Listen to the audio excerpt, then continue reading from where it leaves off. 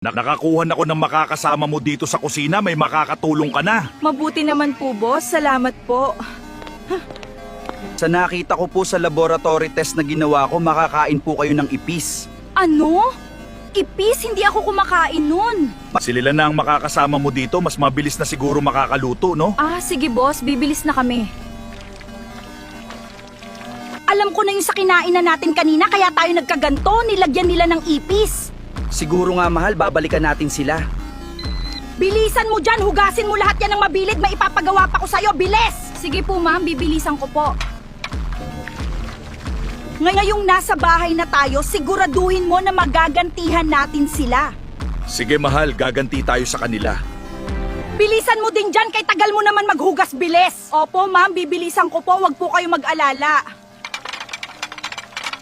Ang hirap pala talaga magtrabaho dito, walang pahinga, no? Oo nga sulit na sulit ang biyabayad sa atin sa pagod eh.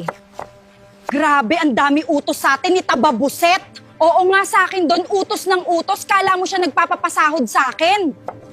Puro kayo chismis dyan, magtrabaho kayo, puro kwentuha! Okay po, madam, magtatrabaho na po. Hala, grabe ang dami tao ngayon. Madami na naman ako pera nito. Sige lang, pumasok lang kayo. Pera yan. Ang dami kailangan lutuin, ang sarap ko kasi magluto, kaya ang dami tao sa restaurant na to, kahit ang liit naman makita ko dito.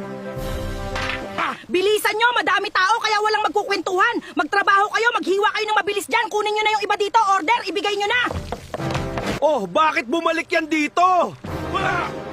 Ikaw babae ka, na hospital kami dahil sa'yo lagot ka sa akin. Huwag kayo kumain dito, madumi ang pagkain dito, umalis na kayo. Oo nga, na-hospital kami dahil sa pagkain dito.